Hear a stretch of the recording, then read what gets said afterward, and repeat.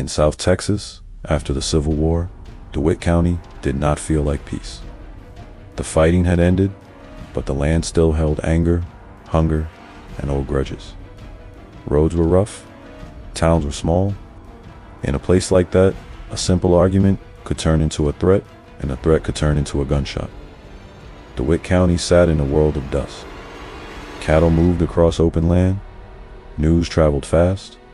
In every corner, people heard whispers about cattle, unfair arrests, and men who never forgave insults. And when power was unclear, many people tried to create their own kind of order. This true story is often called one of the bloodiest feuds in Texas history. Many accounts say the deaths reached at least 35.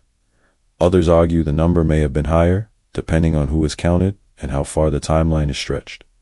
But behind every number was a face, a family, and a town that had to keep living while danger walked the streets.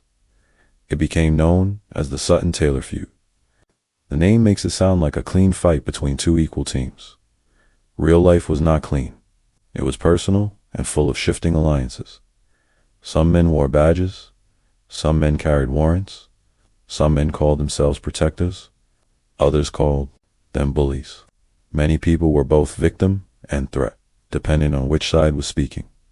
On one side stood William E. Sutton. He was known as a lawman in the area, a man tied to local authority. In a tense county, any arrest could create enemies. Any warning could create anger. Any show of strength could invite a challenge. Sutton had supporters who saw him as a needed shield against crime and disorder. On the other side stood the Taylor family, led by Pitkin Taylor and connected to a wide network of relatives and friends. The Taylors were not a small household. They were a strong family group with history, pride, and connections. Some accounts also link Creed Taylor to the law world and the Texas Rangers. That detail matters because it shows how mixed the lines were. This feud was not simply outlaws versus lawmen. At times, it was law against law and family against family. Inside the same county, after the Civil War, Texas was trying to rebuild. Many communities argued about who should have power. Old leaders wanted their old place back. New leaders wanted change. Some men came home from battle and did not know how to live quietly. Others struggled to feed families and protect property. In that kind of stress, suspicion grows fast. A neighbor's success can feel like theft. A badge can feel like a weapon. A rumor can feel like proof. People in DeWitt County learned to watch small signs: a stranger riding in, a sudden meeting outside a store, a new face sitting in the saloon, too long a knock at the door after dark. These moments felt like warnings. Many families began to plan their days around risk, not comfort.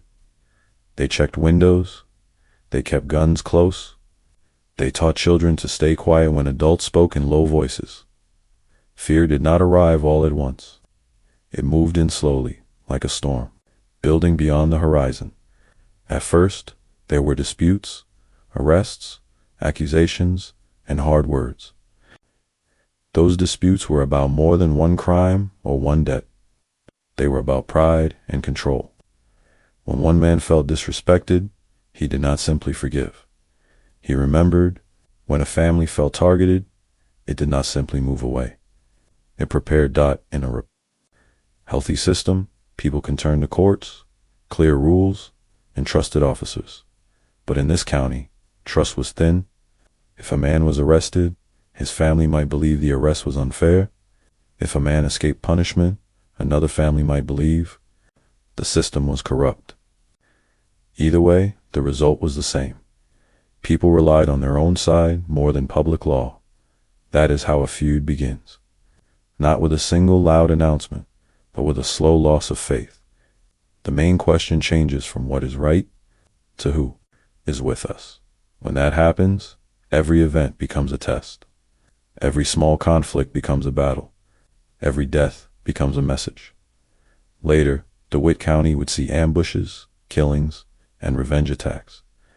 A famous gunman, John Wesley Hardin, would also become tangled in the violence. adding a dangerous spark to an already burning fire. But at the start, most people did not believe a long war was coming. Many thought things would calm down after the next talk, the next arrest, the next apology. They were wrong. When fear controls a community, peace becomes fragile. A handshake can hide a plan. A smile can hide a threat. A badge can hide a personal grudge. And once blood is spilled, every family feels forced to answer it.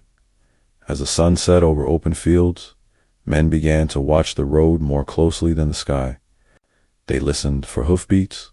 They counted who was in town and who was missing. They learned that silence could be safer than truth. And they learned, too late, that the first crack in the foundation was already there. The trouble in DeWitt County did not begin with a loud war call. It began the way many real feuds began, through small events that grew larger each time people retold them. Each retelling made the story harder, sharper, and more dangerous. Soon, every family in the area seemed to have an opinion, and every opinion came with a side dot. In the spring of 1868, the county already felt tense. People argued about property, cattle, and horses. They argued about who had the right to arrest, a man and who had the right to resist. They argued about what was fair and what was abuse. In a place where courts move slowly and feelings move fast, people often believed their own group before they believed any official rule. William E. Sutton was a lawman in the county, and that role placed him in the center of danger. A lawman had to make arrests, and arrests created enemies. A lawman had to carry authority, and authority created pride. Sutton also had supporters who believed he was doing what was needed. They saw the county as a place that could fall into chaos if nobody stood firm. The Taylor family was strong in the area. They had many relatives, friends, and allies. Their name carried weight. They were not outsiders. They were part of the local world, with land, history, and pride. When a large family feels threatened, it does not act like one person. It acts like a network. A wound to one can feel like a wound to all. On March 25, 1868, the feud took a deadly step forward. Sutton tried to arrest a Taylor relative named Charlie Taylor, who was accused of stealing horses. The details are told in different ways, depending on which side is speaking, but the ending is the same. Sutton shot and killed Charlie during the arrest attempt. In that single moment, the tension turned into grief, and grief turned into anger. After that death, the county did not calm down. It tightened. People watched each other more closely. They spoke with caution. A friendly conversation could suddenly stop when a certain name was mentioned. Men began to walk with their hands closer to their belts. Some families avoided town on certain days, not because they disliked shopping, but because they feared meeting the wrong person at the wrong time. The death of Charlie Taylor became a story that traveled faster than a horse. Supporters of Sutton said it happened while Sutton was doing his duty. Supporters of the Taylors saw it as proof that Sutton was a threat to their family. In a place where trust was already weak, neither side could convince the other. Even if a court had tried, it would have been hard to heal what was already broken. Months passed, but the fear did not fade. Instead, it gathered strength. People began to expect more violence, the way people expect a storm when the air turns heavy and still. They did not know when the next strike would happen, but they felt it coming. Then came Christmas Eve of 1868. A saloon in Clinton was a common place for talk, laughter, and arguments. On that night, an argument rose like a flame. It involved a horse sale and claims about whether the sale was legal. In a calmer world, men might have shouted, walked away, and slept it off. But DeWitt County was not calm, and it was not forgiven. In that saloon, Sutton killed William Buck Taylor and also killed a man associated with him named Richard Chisholm. The exact movement of hands and the exact order of shots may change from one story to another. But again, the ending stayed the same. 2 more dead bodies, and a deeper divide between groups. Those killings mattered for one simple reason. They felt final. They felt like a door slamming shut. The earlier death in March was already heavy, but the deaths on Christmas Eve hit like a hammer. The county was now looking at something bigger than a dispute. It was looking at a chain. Some people tried to pretend it would stop there. Some told themselves that a few deaths, as terrible as they were, would scare everyone into peace. But fear does not always create peace. Sometimes fear creates planning. Sometimes fear creates revenge. And revenge does not wait for a holiday to pass. After Christmas Eve, the idea of sides became more real. It was no longer only about Sutton and the Taylors. Friends, cousins, and neighbors began to choose where they stood. A man might not even care about the original argument, but he cared about his brother-in-law, his friend, or his employer. Loyalty could pull people in like a rope. This is one of the most dangerous parts of a feud. It grows beyond the first fight. It becomes a local storm that touches people who did not start it.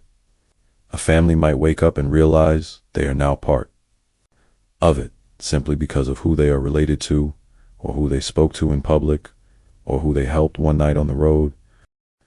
Soon, DeWitt County had a new kind of map. It was not drawn on paper, it was drawn in memory.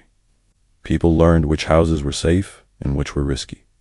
They learned which roads to avoid after dark. They learned which towns had men who would protect them and which towns had men who might hunt them. Sutton, as a lawman, could not easily step out of the story. His job forced him to act, and every action created a reaction. The Taylor family, after losing men, could not easily step away either. Grief and pride pulled them forward. Each side felt wounded. Each side felt justified. Each side began to believe that backing down would invite more attacks. And so the county entered a new stage, one where normal life still continued, people still worked, cattle still moved, stores still opened, but everything was covered by a thin layer of fear. It was the kind of fear that made laughter shorter and nights longer. It was the kind of fear that made every gunshot in the distance feel like a message. By the end of 1868, DeWitt County was no longer simply tense. It was divided, the first blood had been spilled, and it had not ended the conflict. It had only given it a direction by the time 1869 arrived. DeWitt County was living in two worlds at once. In daylight, life looked normal. Men worked cattle, women baked bread, children ran through yards as if the air was safe, stores opened, churches held services, wagons rolled down familiar roads, but underneath that surface, another world was growing. It was a world made of warning, looks, whispered names, and hands that stayed close to gun belts. In that world, people did not ask, what happened? They asked, who did it? And even more often, they asked, who will answer for it? After the killings of 1868, the county did not heal. It hardened. Every funeral did more than bury the dead. It planted a new reason to hate. William E. Sutton was still seen as a lawman by his supporters. They said he did what he had to do. They claimed the county needed strong force to keep order. They believed that if Sutton backed down, criminals would grow bold and the county would fall apart. But to the Taylor family and many of their allies, Sutton looked like something else. He looked like a threat wearing authority. And when a threat feels protected by the system, anger turns into a different kind of plan. It becomes patient, it becomes quiet, it becomes dangerous. This is how feuds change. At first, a feud can feel like a series of arguments. Later, it becomes something colder.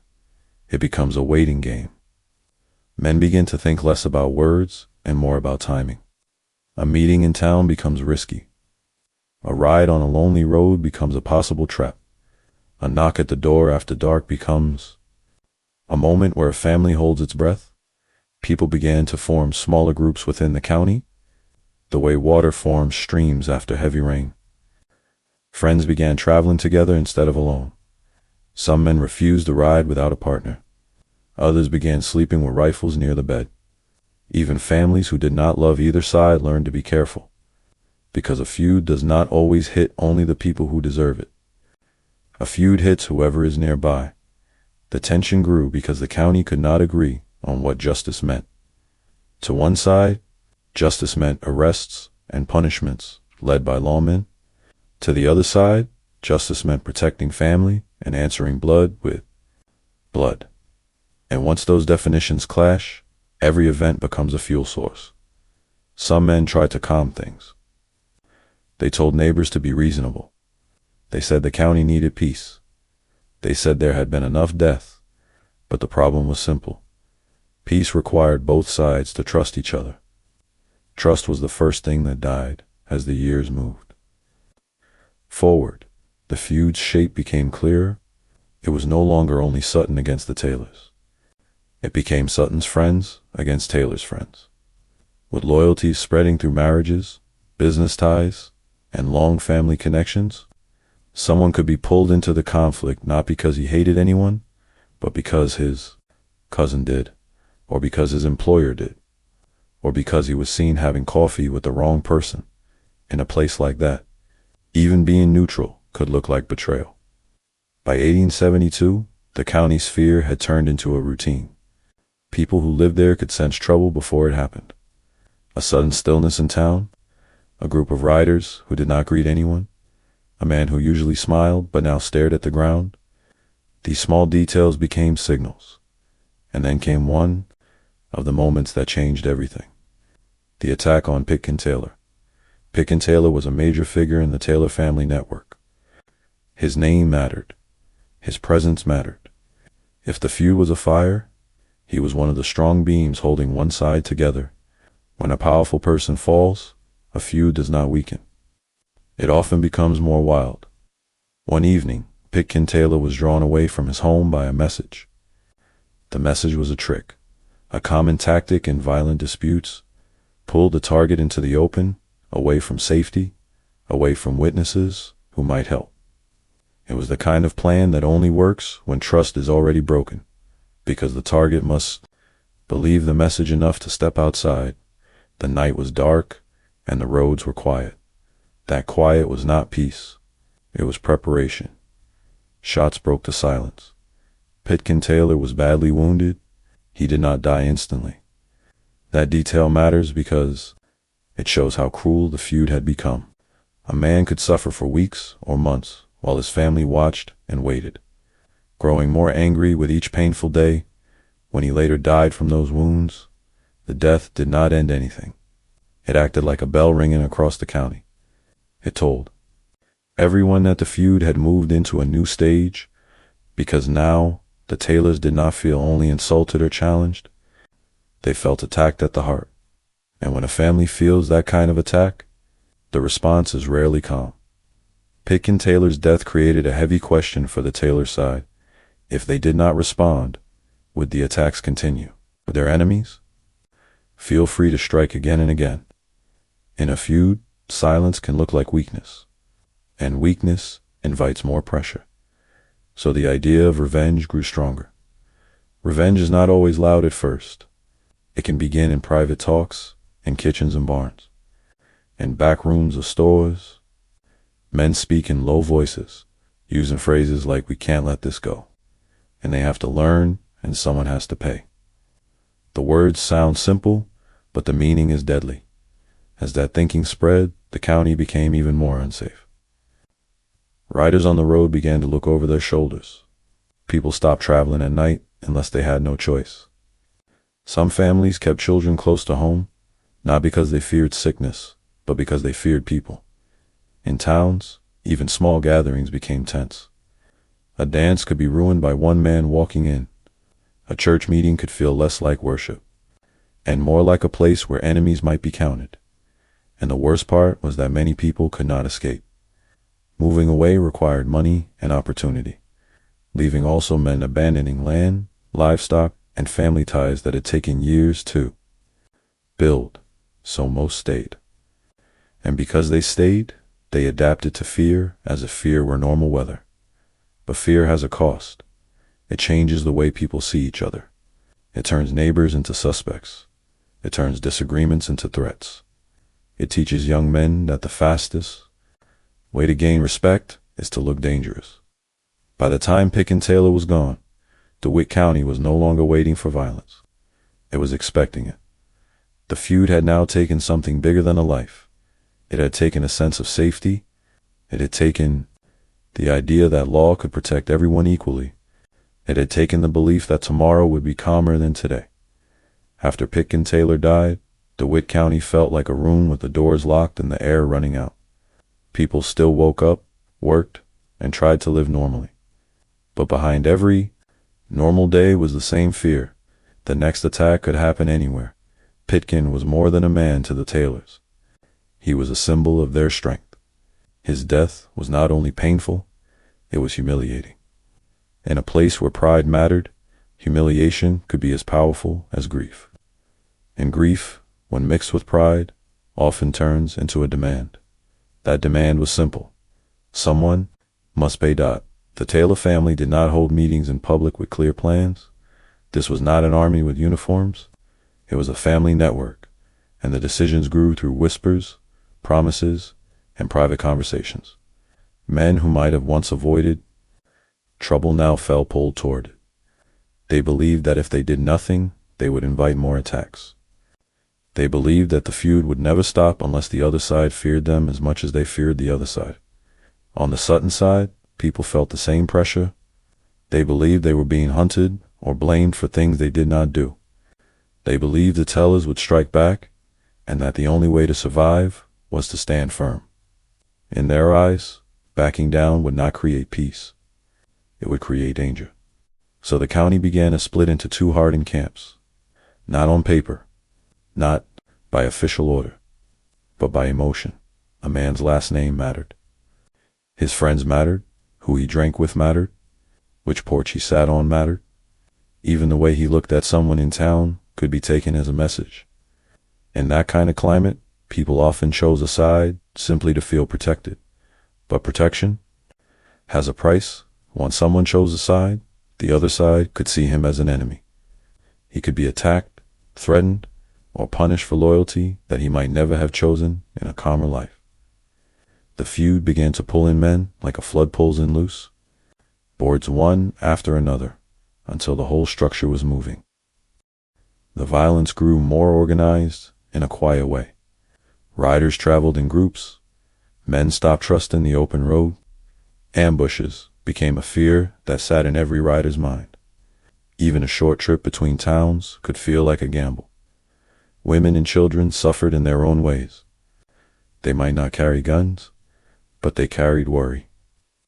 They listened for footsteps at night. They watched the road for riders who might bring bad news.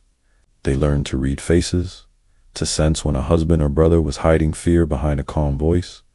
One of the cruelest parts of a feud is that it does not stay on the battlefield. It enters homes. It steals sleep. It turns family dinners into quiet, tense moments where everyone tries not to say the wrong name. As time moved forward, the Taylor side grew sharper in its anger.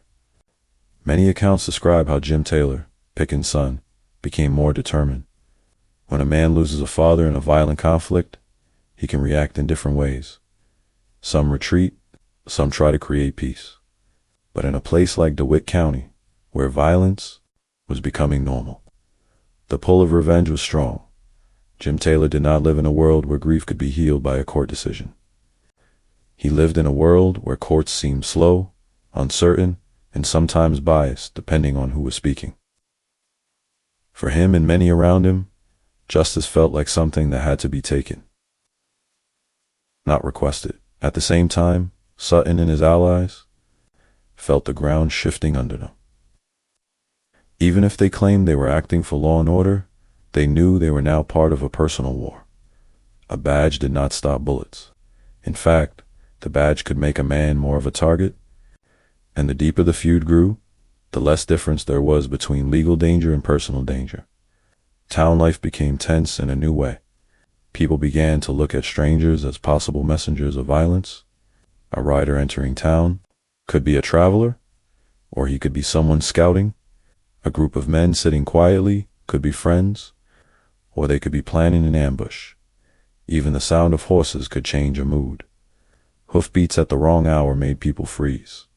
A sudden shouts outside made children run inside. A loud laugh in a saloon could die instantly if someone from the opposite side walked in. Then, more killings followed. Not always in clear public fights. Sometimes through sudden attacks. Sometimes through surprise shots. The feud did not need a formal battle. It lived on moments of opportunity. One man caught alone. One road where a rider had to slow down. One corner of town where witnesses could be scared into silence. With every death, the feud strengthened its grip. It also created a dangerous truth. The county was losing control of its own story. When the law cannot clearly stop violence, people begin to doubt the law. When people doubt the law, they stop cooperating. When cooperation dies, order dies after it. The feud did not only kill people, it attacked the idea that there was a shared rule everyone had to follow. As a result, even men who wished for peace became careful about speaking. If they publicly asked for calm, they could be seen as weak, or worse, as traitors. Neutral voices became rare. Silence became the safest language. And in that silence, new rumors grew. People began to whisper that famous gunmen and dangerous outsiders were paying attention. When a feud becomes known, it can attract men who see violence as a job or as a chance to prove something. Some men are drawn to chaos the way others are drawn to gold. That the Sutton-Taylor feud was now becoming more than a local dispute. It was becoming a story that traveled beyond DeWitt County. And that meant the county's danger could grow. Because when a violent conflict gains fame, it gains visitors. In this period, the name John Wesley Hardin began to hover at the edge of the story. Hardin was already known as a deadly man. Even the mention of him added weight. People did not need him to arrive to feel the fear. The possibility was enough. By now, the feud was no longer a series of arguments. It had turned into a system of loyalties, ambushes, and revenge choices. It had its own rules, and those rules were brutal. If one side took a life, the other side felt required to answer. DeWitt County had become a place where the future felt smaller. People stopped thinking in long plans. They began thinking in short survival goals. Make it through the week, make it home by dark, do not ride alone, do not speak too loudly and still. The violence did not end. By 1873, the Sutton-Taylor feud was no longer a private fight between two names. It had become a living thing in DeWitt County, something people could feel even when they could not see it. The county carried the feud like a sickness. It spread through fear, through rumor, and through the hard belief that only force could keep a person safe. In towns like Cuero and Clinton, people learned a new habit. They watched doorways, they studied faces, they listened for the sudden quiet that often came before trouble. Even men who did not want violence began to prepare for it, because in a feud, peace is often treated like a temporary break, not a promise. That the two sides grew more complicated with every month. Sutton supporters still spoke about law and order, and they often believed they were protecting the county from criminals. Some of them had official roles or worked closely with local power. They told themselves that if they stopped pushing back, the county would fall into chaos. The Taylor side believed something different. They believed the law was being used against them and that the system would not protect them fairly. In their minds, strength was the only language their enemies respected. They believed revenge was not only personal, it was necessary to survive. Both sides felt hunted, and when both sides feel hunted, every movement becomes a threat.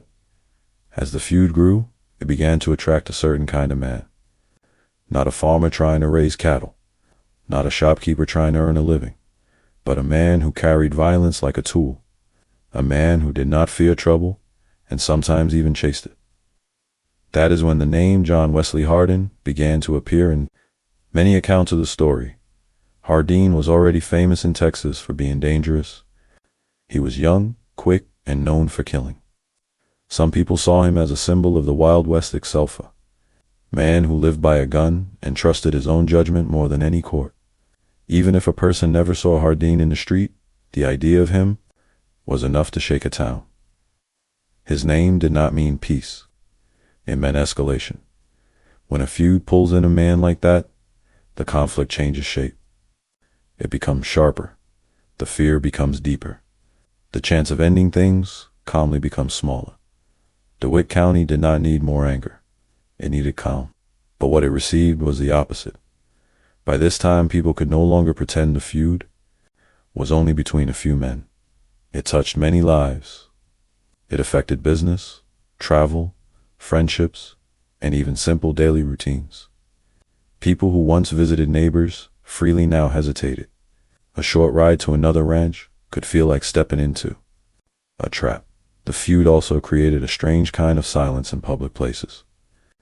In a store, men spoke carefully. In a saloon, laughter could stop without warning. In church, families sat in separate groups, like invisible lines had been drawn down the pews. Everyone knew that danger was real, but many pretended not to notice, because speaking openly could invite attention. The most frightening part was that violence could come without warning. It could happen in the open, in front of witnesses. It could happen on a lonely road. It could happen at the edge of town, where the wind carried sound away, and often nobody wanted to testify. Even if someone saw what happened, they feared what might happen next. A feud punishes truth. It rewards silence. That is how it survives.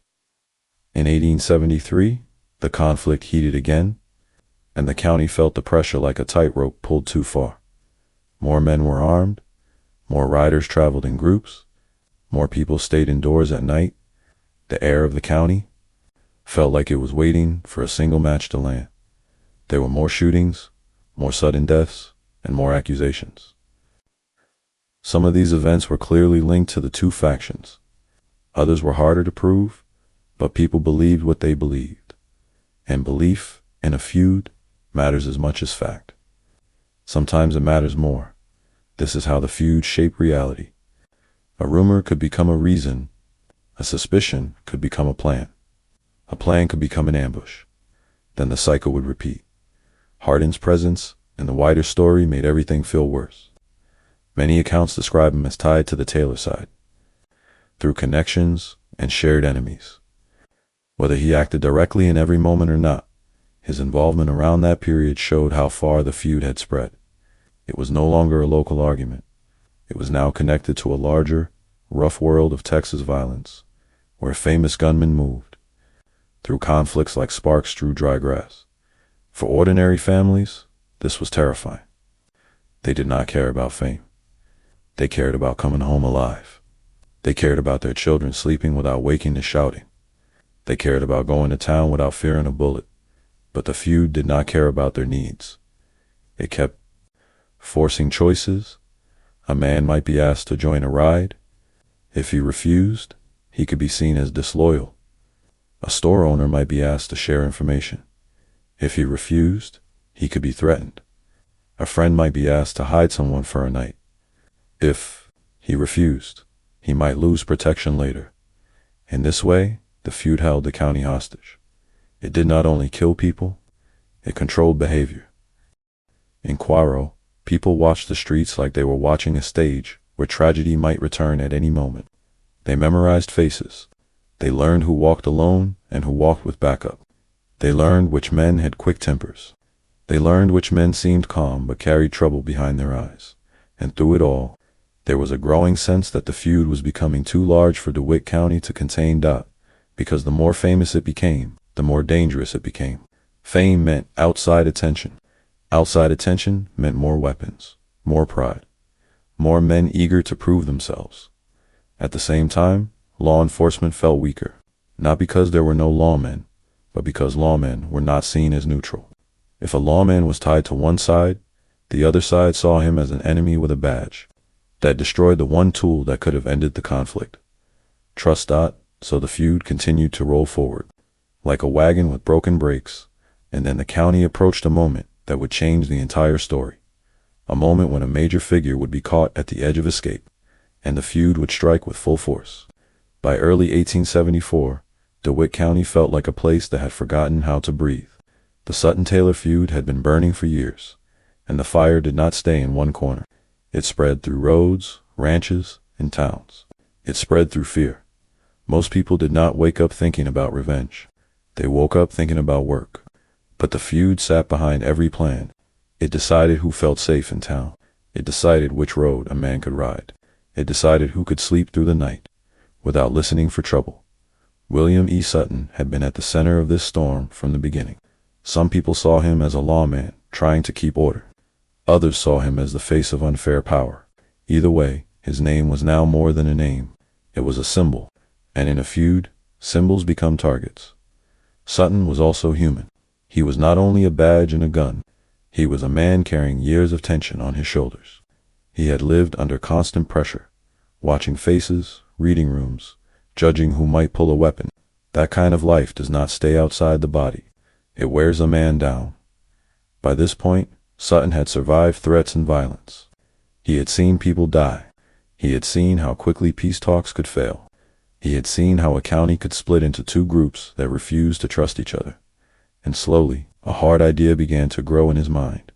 Leaving it is easy to say, just leave when looking back at history. But for a man like Sutton, leaving was not simple. If he left, some people would call him a coward. If he stayed, he risked death. If he moved his family, he risked being followed. If he stayed alone, he risked being caught alone. Still, the thought remained. He was tired of the feud, tired of the eyes on him, tired of waking up each day with the same danger waiting. In that time, the Taylor side also carried its own exhaustion. They had lost men. They had buried family. They had lived with anger so long that it had become part of daily life. And in a feud, long anger does not fade. It hardens into a rule. If the other side escapes, the pain feels wasted. So while Sutton thought about leaving, other men thought about stopping him, because in a blood feud, one side often believes the other side does not deserve an exit. Sutton chose a route that felt like a final step away from the county's violence. He traveled to Indianola, a port town on the Texas coast. Indianola was different from the dusty roads of DeWitt County. It had the smell of salt air. It had docks, ships, and movement. It was a place where a person could vanish into travel, where a man could step onto a boat and leave his problems behind. For a short moment, it may have felt like hope, but hope in a feud can be dangerous. Hope can make a man relax too soon. Hope can make him believe the worst is over. On March 11, 1874, Sutton went to the dock in Indianola to board a steamer. With him was a friend named Gabriel Slaughter. The two men were not riding into a gunfight. They were waiting on a platform, doing something ordinary, preparing to travel. Even that small, ordinary moment mattered. It showed that Sutton was not always living in violence. He was still trying to choose a different path. Then the past caught up with him. Jim Taylor and his cousin, William Billy Taylor, rode up to the dock. They did not arrive to talk. They did not arrive to bargain. They arrived with a clear purpose. The dock was not a battlefield, but it became one in seconds. Gunfire shattered the moment. People nearby would have frozen, then scattered. The sound of shots near water carries in a sharp way, like the air itself is ripping open. There was no time for calm, no time for words. Sutton and Slaughter were hit. History often tells these moments quickly, as if the story is only about who shot first and who fell. But the truth is heavier. A man can spend years fighting for survival and still be brought down in a few seconds. A man can plan to leave a feud behind and still be stopped by it at the edge of escape. Sutton fell at Indianola. Slaughter fell with him. For the men who shot them, the killing was not only an act of violence, it was a message. It was an announcement to the county. The feud was not ending because someone got tired. The feud would end only when the feud allowed it. News of Sutton's death traveled fast. In places like DeWitt County, news did not need newspapers to move. It moved through riders, through store talk, through family networks. A man would ride into town, speak to one person, and suddenly 10 people would know. By nightfall, the whole county would feel it. For Sutton supporters, the murder was shocking and enraging. Some had believed Sutton might survive the feud by leaving. Some had hoped that if Sutton left, the violence might cool down. Now those hopes were gone. Grief hit first. Then anger followed close behind.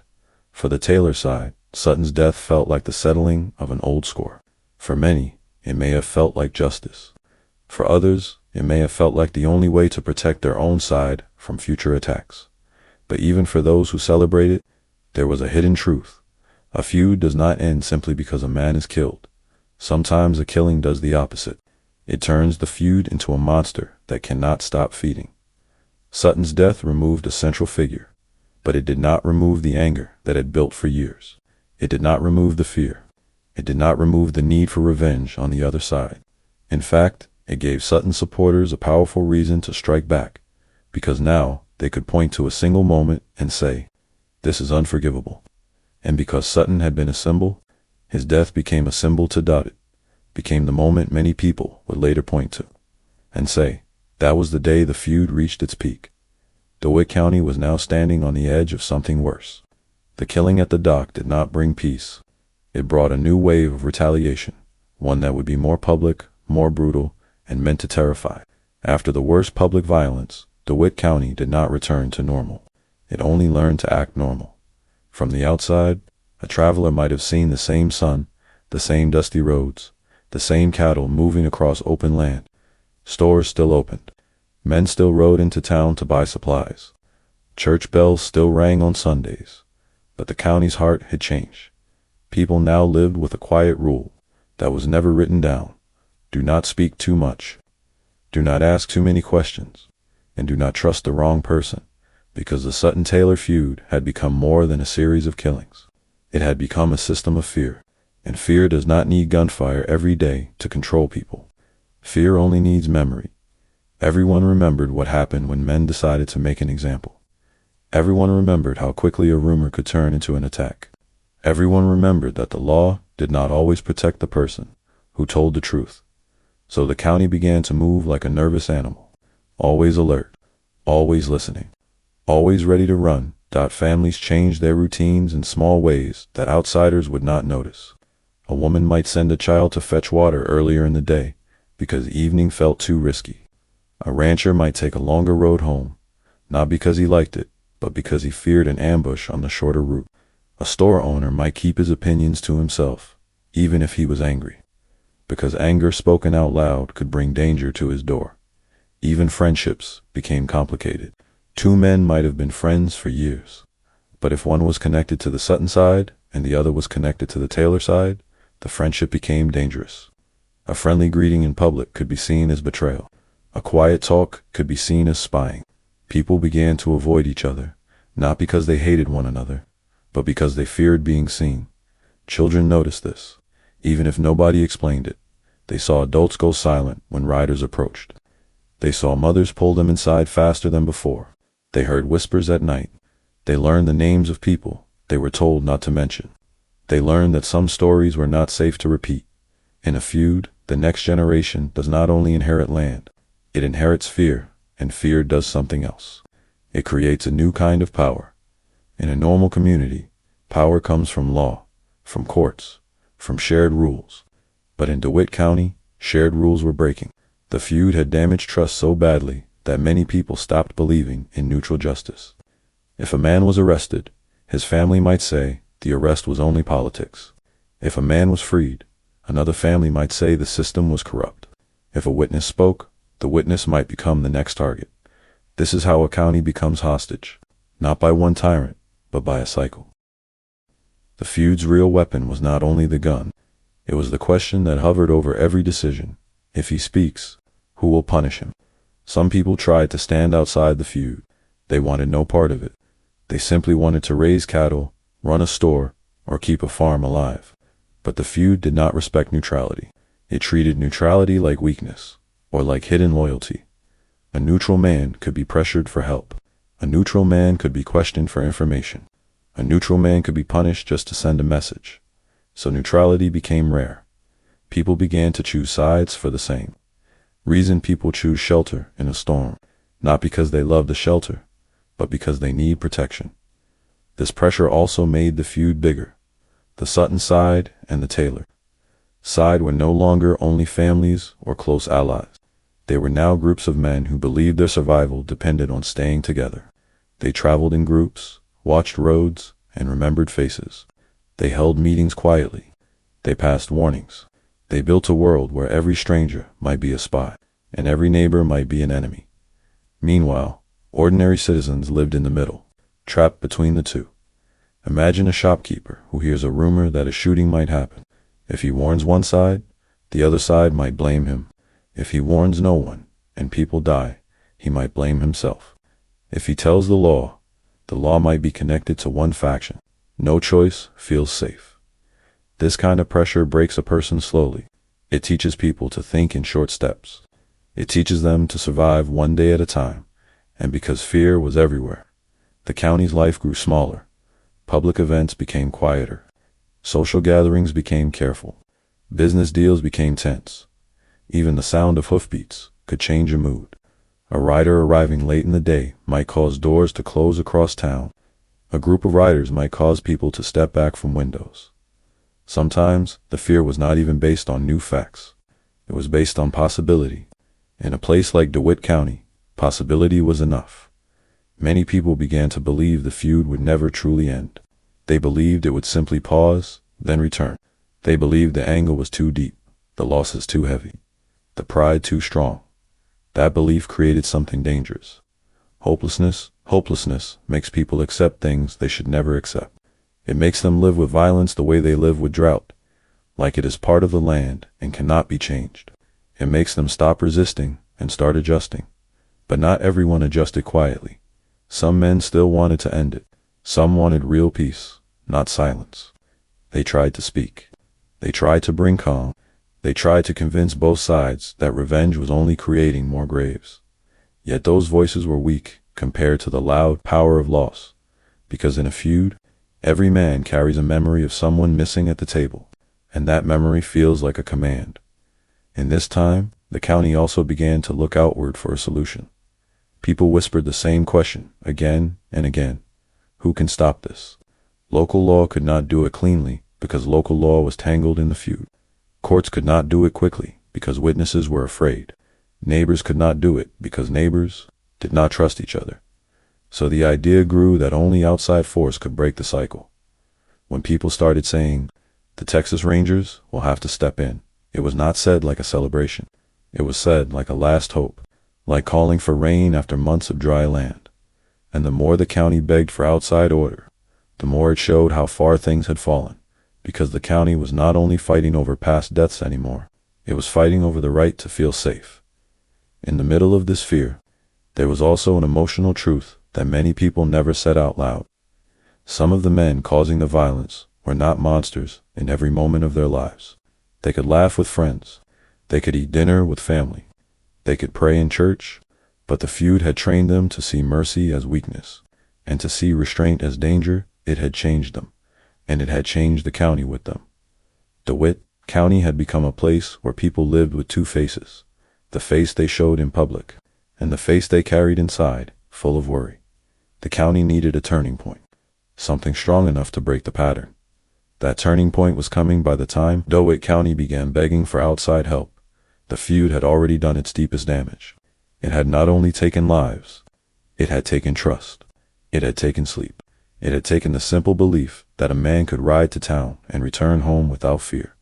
People still worked the land, but they worked with one eye on the road. They still went to church, but they watched the doors. They still spoke to neighbors, but they chose their words carefully, as if each sentence could be used against them later. The Sutton-Taylor feud had turned into a cycle that fed itself. One killing led to another. One insult led to revenge. Revenge led to fear. Fear led to more loyalty to one side, and that loyalty led to more violence. Local law could not stop it cleanly. Courts could not move fast enough. Witnesses did not feel safe. And when people do not feel safe, they do not speak. Without truth, justice becomes weak. And when justice is weak, violent men grow bold. This is when the county's last hope began to ride in from the outside. The Texas Rangers were not a perfect force. They were men, with their own flaws and their own views. But they had one advantage that local law no longer had: distance from the feud's daily loyalties. They were less connected to local family ties. They were less trapped in local pressure, and because of that, they could do something local officers often could not do. They could say no to the feud. When rangers began to focus on the area, the county felt a strange mix of emotions. Some people felt relief, like rain finally falling after a long drought. Others felt fear, because an outside force meant searches, arrests, and consequences. Some men who had been strong and proud in town suddenly felt uncertain. It is one thing to intimidate a neighbor. It is another thing to face men who are not afraid of local names. The Rangers did not stop the feud with one dramatic battle. Real life rarely ends that way. Instead, they applied pressure like a heavy hand on a burning fire, slowly pushing it down. They watched roads. They gathered information. They tracked known riders and suspected ambush groups. They tried to break the pattern by making it harder for men to move in secret. They also tried to send a message. The next attack would not be treated as just another feud killing. It would be treated as a crime. In a county ruled by fear, that message mattered. It did not instantly heal anything, but it created a new feeling the feud had been missing. Risk for the men who believed they could act without punishment. For years, many violent acts had ended in silence. The killers were not always caught, and even when they were known, people were too afraid to speak. The Rangers tried to change that. They pushed for arrests where they could. They demanded answers. They watched who met with whom. They forced the county to understand that someone was paying attention. That is how control begins to return. Not through kindness, but through certainty. The feud's fighters were used to operating in a world where everyone was connected. A cousin knew a cousin. A friend knew a friend. A sheriff might be tied to one side. A witness might be threatened by the other. But the Rangers were harder to push. They did not live under the same local pressure. They could not be easily shamed by local gossip. They could not be easily isolated. And because of that, the feud began to lose one of its greatest tools. Freedom men who once rode openly in groups now became more careful. Men who once felt protected by local loyalty began to wonder if loyalty would still protect them from an outside force. Meetings became quieter. Plans became harder. The county started to notice a change in the air. It was not peace yet. It was hesitation. Hesitation is important in a feud. A feud survives on momentum. It survives when men feel sure their side must strike first. It survives when fear pushes them into action. But when hesitation arrives, the cycle begins to slow. Still, the feud did not simply stop because Rangers appeared. The anger was too deep. Too many men had died. Too many families believed they had been wrong. Some people had spent years building their identity around the feud. They had told themselves they were soldiers in a righteous fight. They had told themselves revenge was honor. Now those men faced a hard truth. Honor does not protect you from consequences. And when a man's identity is threatened, he can become even more dangerous. That is why this period felt tense in a new way. The county was not only watching for attacks between factions, it was also watching for the desperate actions of men who felt the feud was slipping away from them. Ordinary people felt caught in the middle again. They wanted the Rangers to restore order, but they feared what might happen during the change. They knew that when a wild animal is cornered, it fights harder. So families continued their cautious routines. They locked doors earlier. They avoided traveling alone. They tried to keep children away from the roads. Even small events felt risky, because no one knew whether the next killing would be the last, or the start of another wave. And yet, step by step, the Rangers' pressure began to work. Violence became harder to organize. Ambush plans became more dangerous for those planning them. The county began to see that the era of easy revenge was ending, not because hearts had softened, but because the cost of revenge was rising. This is the emotional turn of the story. For years, the feud had been driven by the belief that violence was the only power that mattered. Now, another power was returning: accountability.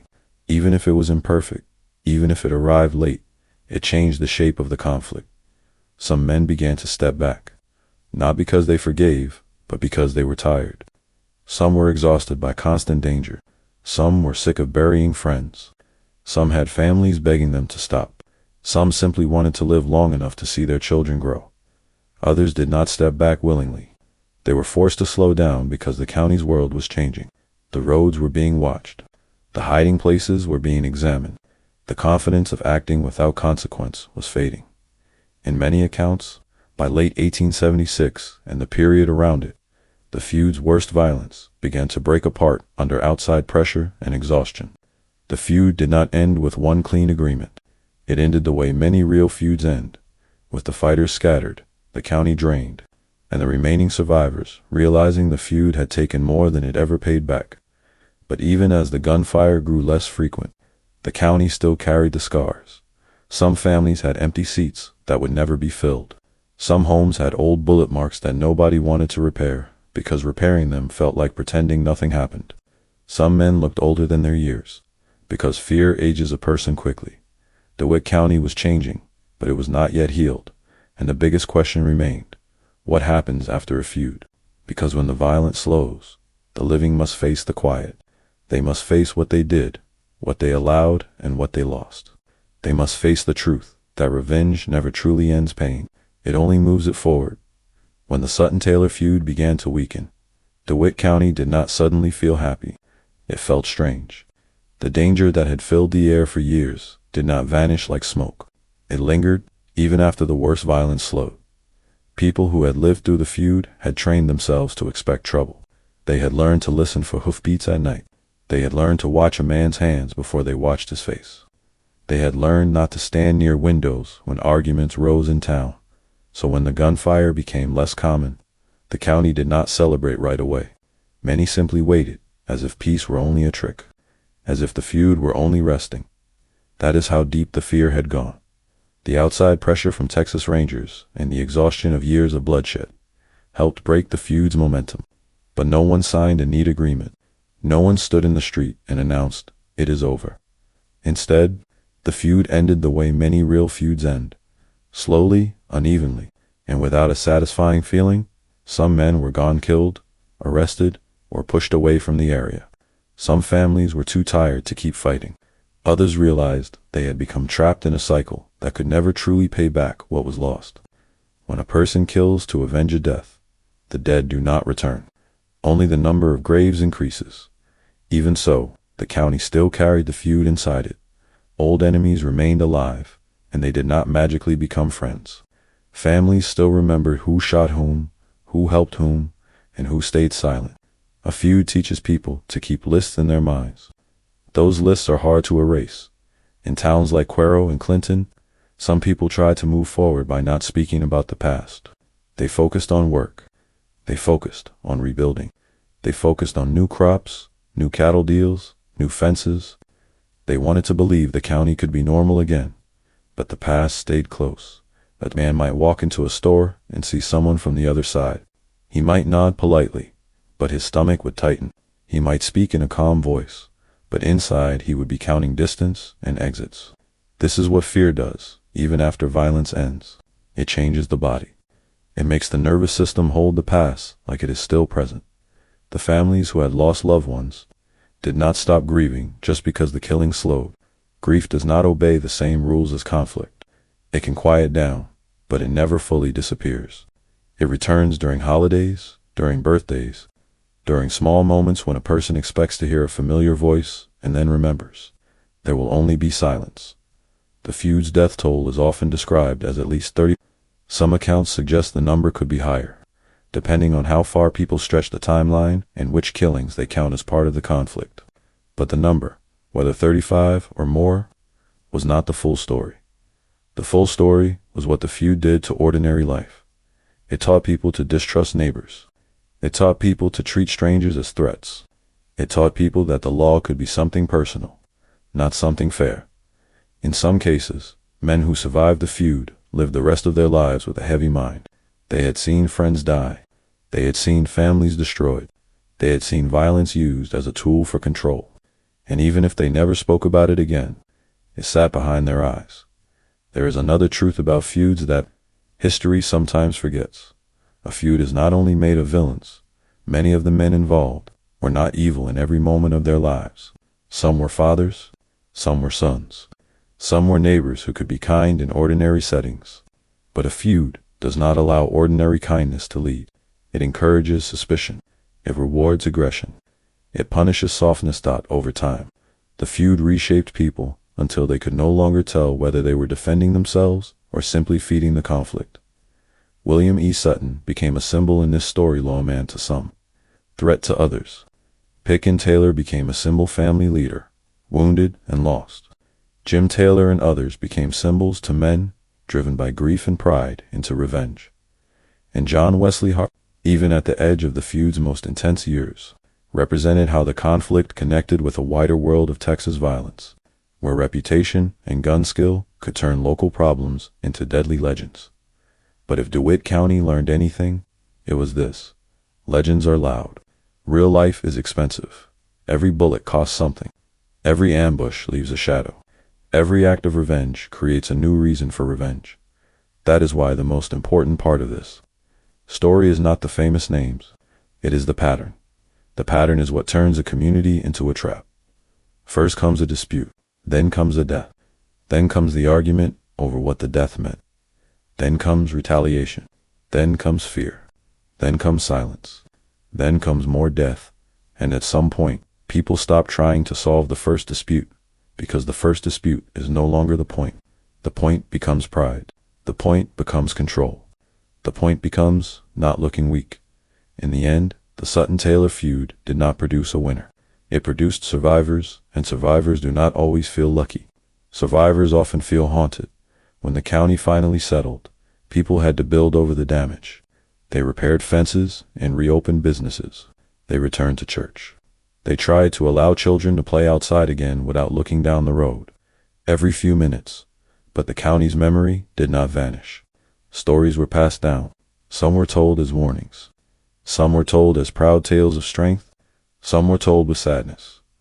Over time, the feud became history. But history can still feel alive in a place where the land remembers. The graves remained. The last names remained. The quiet grudges remained in certain hearts. And the main lesson remained. 2. Even if people never said it clearly, revenge does not end pain. It only changes who is carrying it. DeWitt County survived the feud, but it paid for survival with years of fear. The people who lived through it learned that peace is not only the absence of gunfire. Peace is the presence of trust. And once trust is broken, it can take generations to rebuild. That is the real ending of the Sutton-Taylor feud. Not a clean victory. A warning that when law becomes personal, when pride becomes a weapon, and when grief turns into a plan, a community can destroy itself without even realizing it is doing so. If this true Wild West biography kept you watching, subscribe for more real stories behind the legends. Comment which story you want next: another Texas feud, a famous outlaw, or a forgotten hero. And if you want the full series in one long documentary cut, tell us in the comments. Full movie version,